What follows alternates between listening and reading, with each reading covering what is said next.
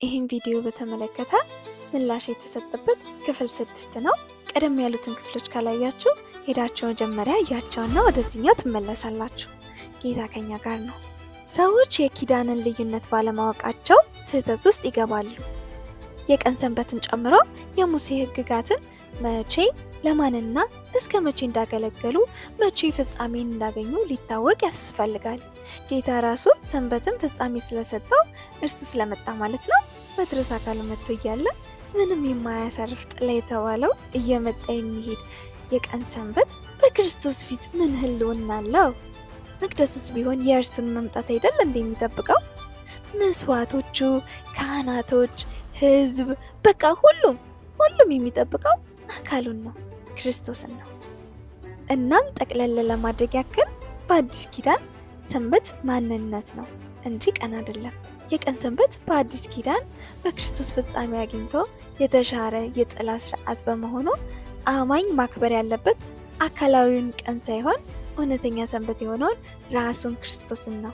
ስለዚህ ካቶሊክ ቀየረችውም አልቀየረችውም በክርስቶስ ላረፈውና በጸጋው ለሚመላለሰው የአዲስ ኪዳን አማኝ የዕለት ወይም የቀን ለውጡ ምንም አይነት መንፈሳዊ ትርጉምም ሆነ የድህነት ተጽዕኖ የለውም።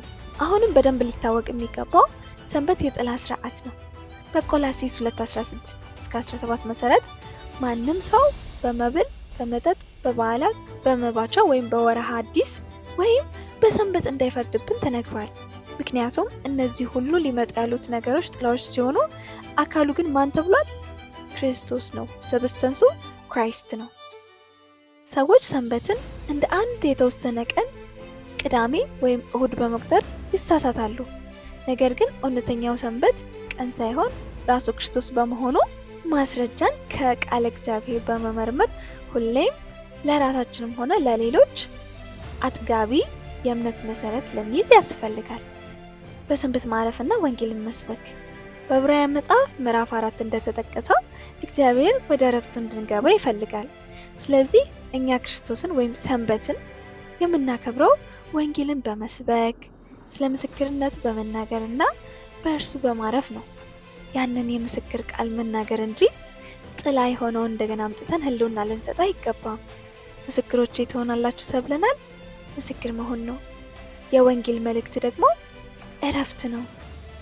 ወንጌልን ስንሰብክ ኢየሱስ ለሁላችን ኃጢአት ሊከፍል ሞቷል፣ እኛን ለማጽደቅ በሶስተኛው ቀን ተነስቷል፣ በነፃነት ልንኖር እርሱ ነፃ አወጣን፣ ስለዚህ እመኑበት ብለን የምንሰብከው ሰዎች ወደ እውነተኛው እረፍት እንዲገቡ ለማድረግ ነው።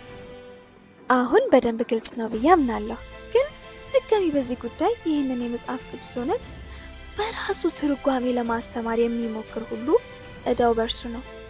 ግን ደግሞ ለህሊናው መቼም ሰላም የማይሰጠውን ጥያቄ ላስቀምጥ እወዳለሁ።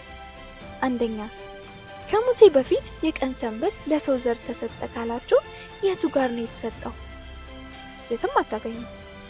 ከአዳም ውድቀት በኋላ ለ2500 ዓመታት አንድም ሰው አንድም የእምነት አባት 10ቱ ትእዛዛትን ጨምሮ ለእስራኤል በኮሬብ ተራራ የተሰጡትን አይነት ህግ ጠብቁ ብሎ እግዚአብሔር አልሰጣቸውም።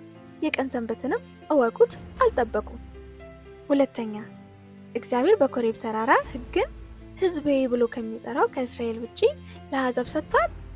እግዚአብሔር በኮሬብ ተራራ ህግን ህዝቤ ብሎ ለሚጠራው ብቻ ነው የሰጠው። ሌላውን አሕዛብ እግዚአብሔር አይደለም ህግ ሊሰጣቸው ቀርቶ ህዝቤም አላላቸው። ከነስማቸው አሕዛብ ማለት ያልተገረዘ አምላክና ኪዳን የለሽ ማለት ነው። አሕዛብ በገዛ መንገዳቸው እስከ ክርስቶስ ድረስ እንደሄዱ እግዚአብሔር ተዋቸው። ህግ ለእስራኤል ሲሰጥ ለአሕዛብ ተሰጥቷል ካላችሁ ይሄ ውሸት ነው። ይህንን የእግዚአብሔር ቃል ትቶ መዘባረቅ አያስፈልግም። በተለይ አድቬንቲስቶች ስሙ። ሲጀመር ህግ 10 ብቻ አይደለም። ደግሞ ከፍጥረቱ አሕዛብ የሆነ ሰው ብድግ ብሎ የሙሴ ህግ ይመለከተኛል ማለት አይችልም። ሙሴ የተቀበላቸውን የብሉይ ኪዳን 10ቱን ትእዛዝ ጨምሮ አጠቃላይ 623ቱን ህግ ለመፈጸም መጀመሪያ በደም እስራኤላዊ መሆን አለብህ ወይም አለብሽ። ደግሞ ወቁት አይደለም አሕዛብ የሆናችሁትን ቀርቶ ከክርስቶስ ሞት ወዲህ ያለ ማንንም በደም እስራኤላዊ የሆነን አይመለከትም። ይሰማል? አይመለከትም። ደግሞ ማንም ሊፈጽመው ስላልቻለ ተሻረ። ኦሪትን እነ ጳውሎስም አልቻሉት። አፍ ሁሉ ተዘግቷል።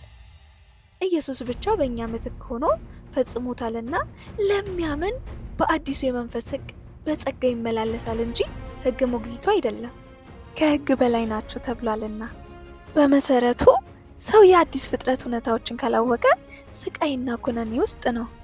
የሚብሰው ደግሞ አስተማሪ ከሆነ ለሌሎችም የሚያቀርበው የከሰረ ትምህርትን ነው። ሕግን መጠበቅ ከጀመርክ ሕግ ይመጣና ሁሉንም ፈጽም እንጂ ይልሃል። አንዱንም እንኳን ልትፈጽም የማትችል ሰው ለምን ኦሪት ኦሪት ትላለህ? በቃ እጅ ስጥና አምነህ ስጋህን ስቀለው። ያኔ ጌታ በውስጥ ስለሚኖር ቅጣትን ፈርተ ሳይሆን አዲሱ ሰው ስለሆንክ ባህሪህ ነውና ማንም ጠብቅ ሳይልህ ትኖራለህ። ለአዲሱ ሰው ሕግን ጠብቅ ተብሎ አይነገርለትም፣ ከዚያ ያለፈ ሕይወት ይኖራልና። ያላመኑትን እስራኤሎችን አትዩ።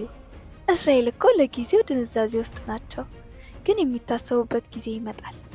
በብሉይ ኪዳን አንድ ወንድ አንዲትን ሴት ቢመኝ አብረው እስካልተኙ ድረስ አይፈረድበትም፣ አይቆጠርበትም። ግን እኮ ኃጢአት ነው አይደለ? ያ ለምን? ምክንያቱም ያ የሙሴ ሕግ ውጫዊ ትእዛዝ፣ ይሄ ፊዚካል የሆነው አትያዝ፣ አትቅመስ፣ አትንካ፣ አታድርግ የሚል ስለነበረ የተጻፈውም በድንጋይ ጽላት ላይ ነው እንጂ በሰዎቹ ውስጥ ስላልነበረ መስዋዕቶቹ የሞተውን ሕሊና ሊያነጹ አይችሉምና ዳግም ውልደት የሚባል ነገር ያን የለም። ስለዚህ ዳግም ያልተወለደ ሰው ደግሞ መንፈሱና ሕሊናው ሙት ነውና አይደለም አዲሱን የመንፈስ ሕግ ሊያውቀው ቀርቶ ውጫዊ ሕግ ለእርሱ አድካሚና የማይቻል ሆኖበታል። ግን ኢየሱስ መጣና ለቀደሙት፣ ልብ በሉ ለቀደሙት ነው ያላቸው፣ ለቀደሙት አትግደል እንደተባለ ሰምታችኋል እያለ ነገር ግን እኔ እላችኋለሁ ወንድሙን የሚጠላ ነፍሰ ገዳይ ነው፣ የገሃነመ እሳት ፍርድ ይገባዋል በማለት ሕግን ሪዲፋይን አደረገው። እንግዲህ ከውስጥ ወደ ውጭ ያደረገው ማለት ነው። ስለዚህ ክርስቶስ ኢየሱስ የሰጠንን አዲሱን ሕግ እንጂ የምንከተለው ኦሪት መኖሪያችን አይደለም። ሕግን ግን እጠብቃለሁ የሚል ካለ ስለማይችል ያ ሰው ሕግን ባለመፈጸሙ ሁሌም ፍርድ ውስጥ ነው። ይህን ለመረዳት ሮሜ 7 ማንበብ በቂ ነው። እንደው ጌታ ቸርም አይደል ሽሮት እንጂ እንደው ሕግን እፈጽማለሁ የምትል ሰው እንደው ባትፈጽመው ወገሩኝ ልትል ነው። ሰው ሆይ አትጨናነቅ፣ በጌታ አርፈሃል፣ እርሱ ይኖርብህ። ሶስተኛ የእምነታችን ጀማሪና ፈጻሚ የሆነው ኢየሱስ ክርስቶስ የቱ ጋር ነው የቀን ሰንበትን ጠብቁ ብሎ ትእዛዝ የሰጠው? እንደውም ሻሮ አይደለ? ዮሐንስ ወንጌል ምዕራፍ 5 ቁጥር 18ን እስኪ አንብቡት። አራተኛ ሐዋርያቱስ የቱ ጋር ነው የቀን ሰንበትን ጠብቁ ያሉት? ሐዋርያት እኛ ከሰበክንላችሁ የሚለየውን ወንጌል ማንም ቢሰብክላችሁ የተረገመ ይሁን፣ እርሱ ልዩ ወንጌል ነው ካሉና የክርስትና ትምህርት እነርሱ ከሰበኩት የተለየ ካልሆነ የቱ ጋር ነው ስለ ቀን ሰንበት መጠበቅ ሕግ ወይም ትእዛዝ የሰጡት? አድቬንቲስት እንደምትለው የቀን ሰንበት ጉዳይ የሙት ሽረት ከሆነ እንደውም በጥንቃቄ ሊጠበቅ ይገባል ብለው ነው አይደለ ሊያስተምሩ የሚችሉት። ግን እንደዛ የሚባል ነገር የለም። ሰንበት በአዲስ ኪዳን ማንነት ነው። ክርስቶስ ኢየሱስ ነው ሰንበት።